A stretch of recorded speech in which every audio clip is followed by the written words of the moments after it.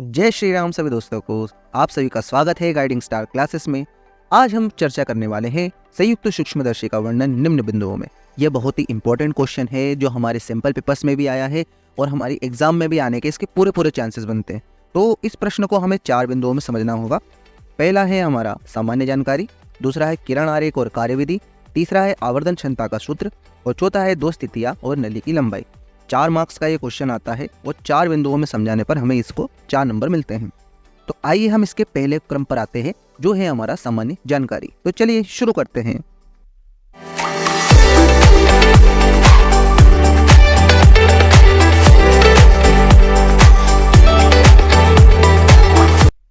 पहला बिंदु है सामान्य जानकारी। संयुक्त सूक्ष्मदर्शी क्या होता है? तो यह एक प्रकाशिक यंत्र होता है, मतलब ये प्रकाश का उपयोग करके हमें कुछ चीज़ों को करके दिखाता है। इसकी संरचना इस प्रकार की होती है कि इसमें 2 उत्तल लेंस लगे होते हैं। इसमें एक लेंस को हम कहते हैं अभिदर्शक लेंस और दूसरे लेंस को कहते हैं नेत्रिका लेंस। अभिदर्शक लेंस की क्या विशेषता होती है? तो देखिए, जो लेंस वस्तु की ओर स्थित होता है उसे अभिदर्शक लेंस कहते हैं। अभिदर्शक लेंस की फोकस दूरी और द्वारक दोनों ही कम होते हैं। इसके विपरीत नेत्रिका लेंस में जैसे नाम से स्पष्ट है नेत्र, तो ये नेत्र की ओर स्थित होता है। अभिदर्शक लेंस के अपोजिट, जहां अभिदर्शक लेंस की फोकस दूरी और द्वारक कम थे, यहाँ पर नेत्रिका लेंस की फोकस दूरी और द्वारक दोनों ही अधिक होते हैं। अब हम यहाँ पर इस चित्र से देख लेते हैं। तो यहाँ पर आपको ये जो लेंस दिखाई दे रहे हैं, ये तीनों क्या है? हमारे अभिदर्शक लेंस है। और स्पष्टता देखिए, ये अभिदर्शक लेंस के जो साइज है ये हमारी नेत्रिका लेंस के साइज से बहुत ही छोटे हैं।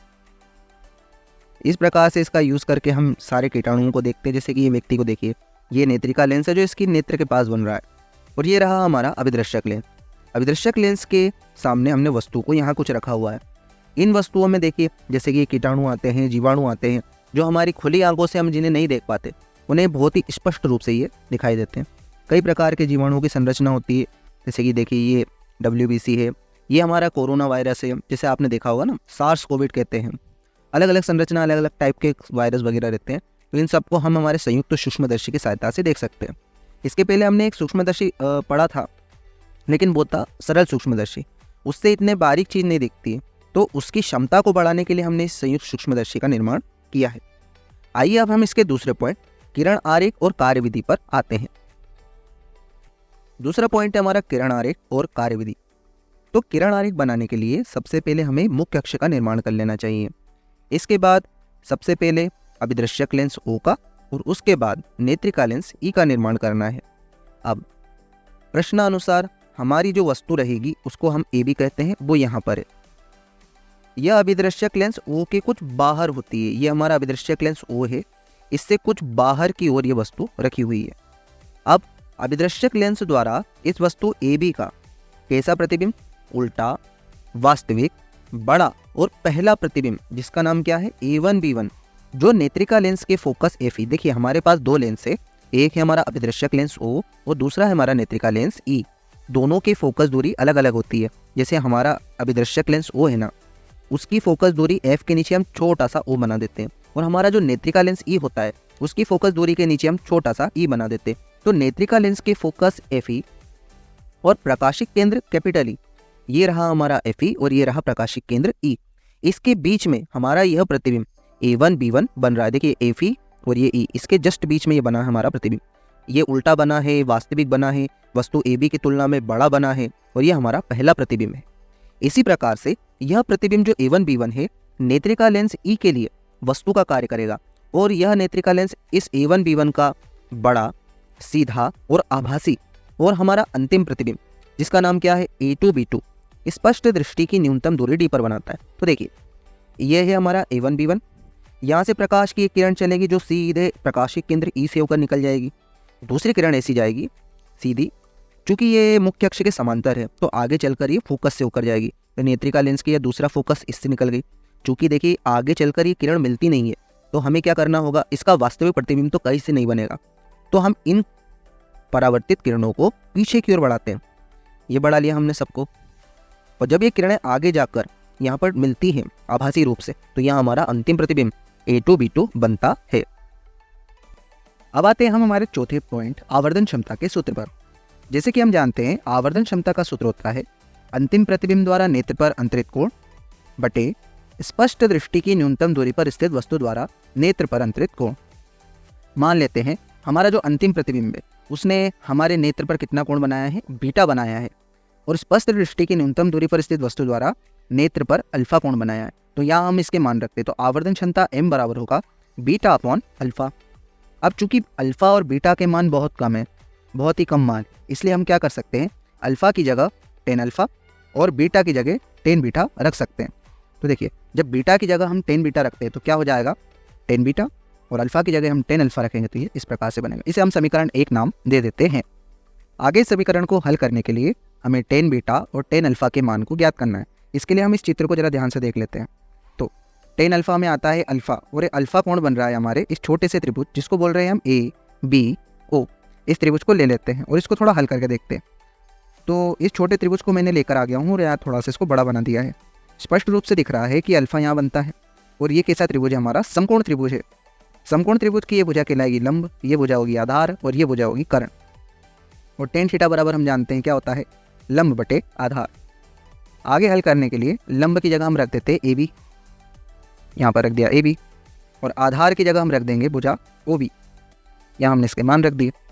आगे चल करके AB को ऐसे ही रहने देते हैं, OB का मान रख देते हैं स्मॉल d, चूँकि हमारी वस्तु जो है स्पष्ट दृष्टि की न्यूनतम दूरी पर रखी हुई है। इसे हम आगे हल करने के लिए टेन बीटा को भी हल करते हैं। अब टेन बीटा हमारे किस त्रिभुज में बन रहा है, वो देखिए यहाँ पर बन रहा है A1 B1 E, यहाँ पर हमारा बीटा कोण बन रहा है। तो इसे हम थोड़ा बड़ा करने के लिए यहाँ ले आते हैं, थोड़ा बड़े रूप में मैंने इसको बना लिया। ये भी एक समकोण त्रिभुज है, समकोण यहाँ बन रहा है। इसमें भी दो भुजा होंगी हमारी टेन बीटा के लिए, वो एक होगा लंब, एक होगा आधार।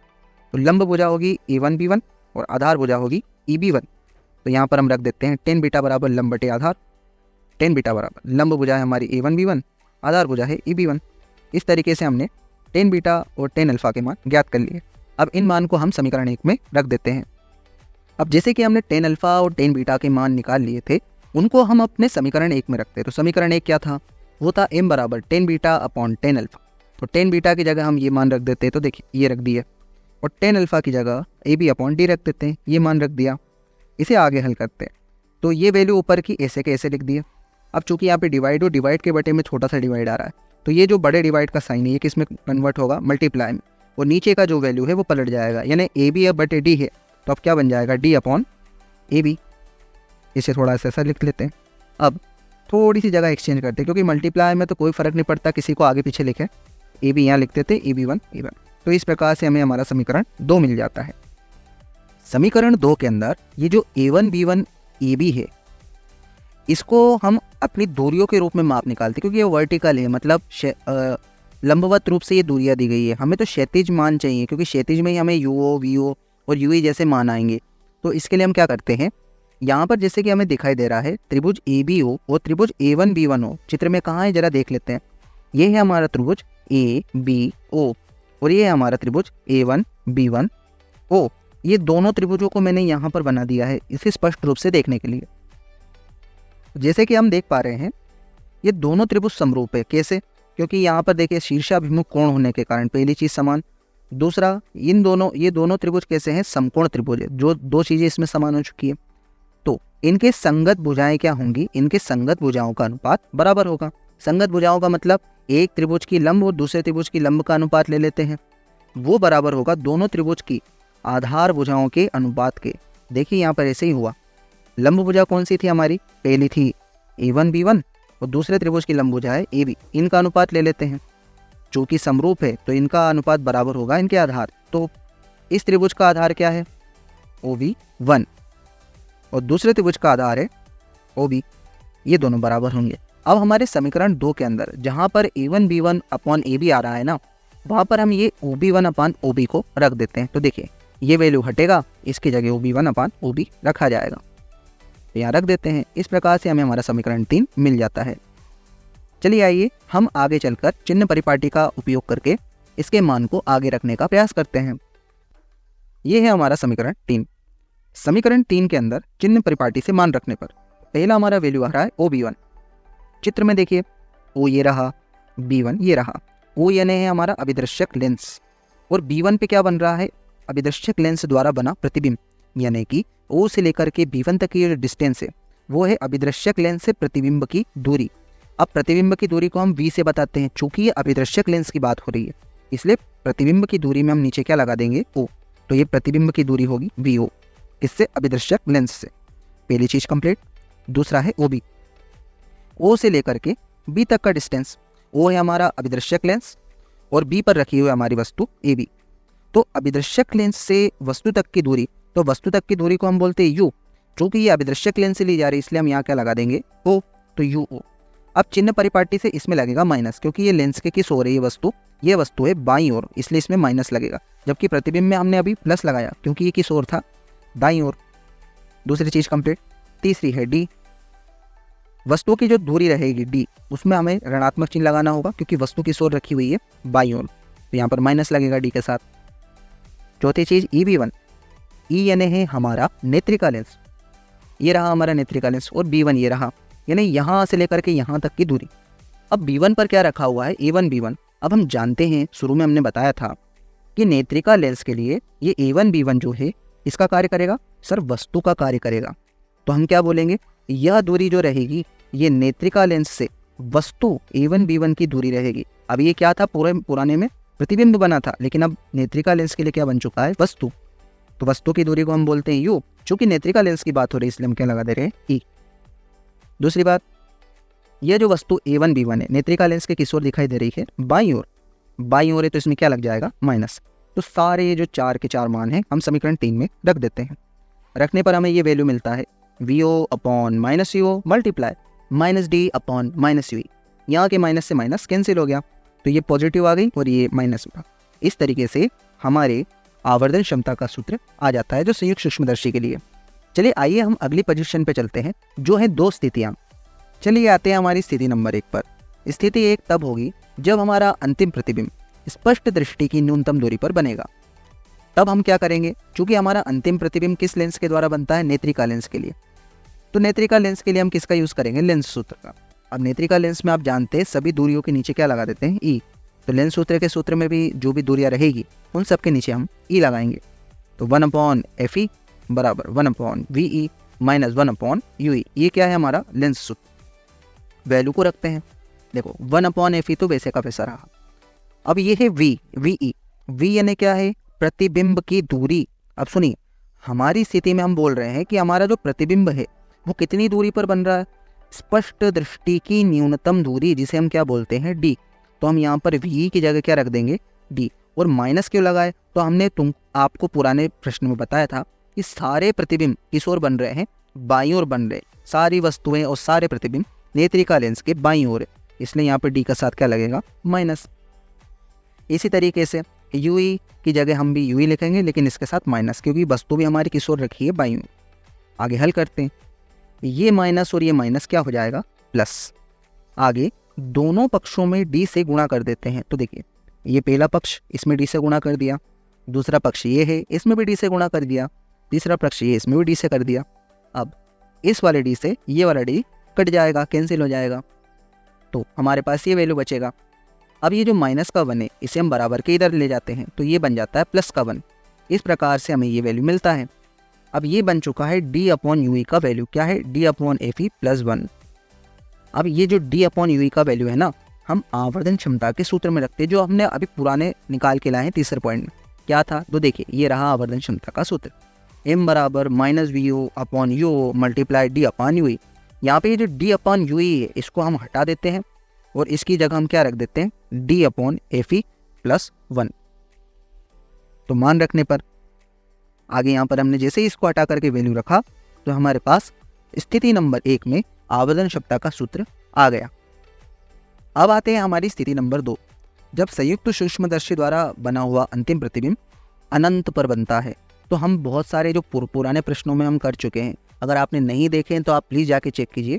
स्थिति नंबर 2 में जब अंतिम प्रतिबिंब अनंत पर बनता है तो हम जानते हैं कि वस्तु की दूरी फोकस दूरी के बराबर होती है। ये नियम है, अगर वस्तु फोकस पे रखी है तो प्रतिबिंब अनंत पर बनेगा, और अगर वस्तु अनंत पे रखी है तो प्रतिबिंब उसका फोकस पर बनेगा। तो इस कंडीशन में प्रतिबिंब अनंत पर है तो वस्तु रखी रहेगी फोकस पर। वस्तु की दूरी UE बराबर होगी FE के बराबर।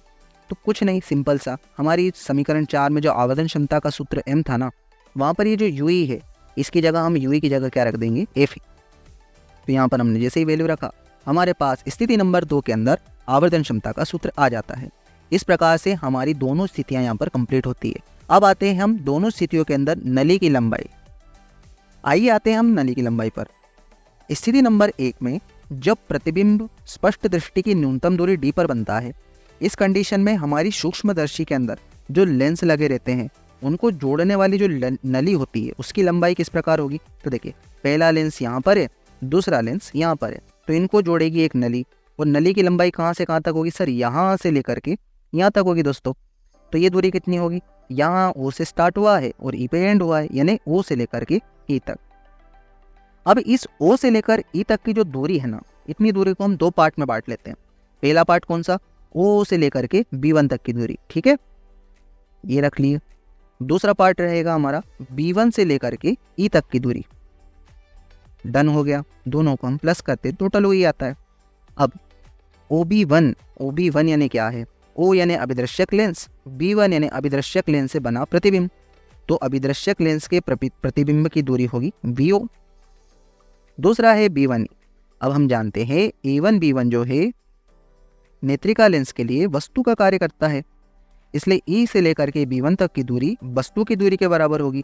चूंकि ये वस्तु नेत्रिका लेंस के लिए, तो हम U के साथ क्या लगाएंगे, E। ये हो गया UE। ये है हमारी स्थिति 1 के अंदर नली की लंबाई। आइए अब आते हैं हम स्थिति नंबर 2, जब हमारा अंतिम प्रतिबिंब अनंत पर बनता है। तो वही पुरानी कंडीशन, अगर प्रतिबिंब अनंत पर बना है तो वस्तु कहाँ होगी, फोकस पर। तो यही वाला जो सूत्र है, यहाँ पर UE को हटा करके हम FE रख देते हैं। इस प्रकार हमारी स्थिति 2 में नली की लंबाई का सूत्र भी मिल जाता है। तो इस तरीके से आज हमारा एक और महत्वपूर्ण प्रश्न पूरा होता है। उम्मीद है आपको ये वीडियो अच्छा लगा होगा, आपको जरूर समझ में आया होगा। आपको कैसा लगा अपनी सलाह कमेंट सेक्शन में जाकर जरूर दीजिएगा। लाइक शेयर सब्सक्राइब जरूर कीजिए, अपने दोस्तों के साथ शेयर कीजिए। आगे भी इस तरीके से वीडियो आते रहेंगे। आपको अगर किसी और सब्जेक्ट पर वीडियो चाहिए तो प्लीज़ कमेंट करके मुझे बताएं, मैं ज़रूर उस पर वीडियो बनाने का प्रयास करूँगा। तो थैंक यू फॉर वॉचिंग।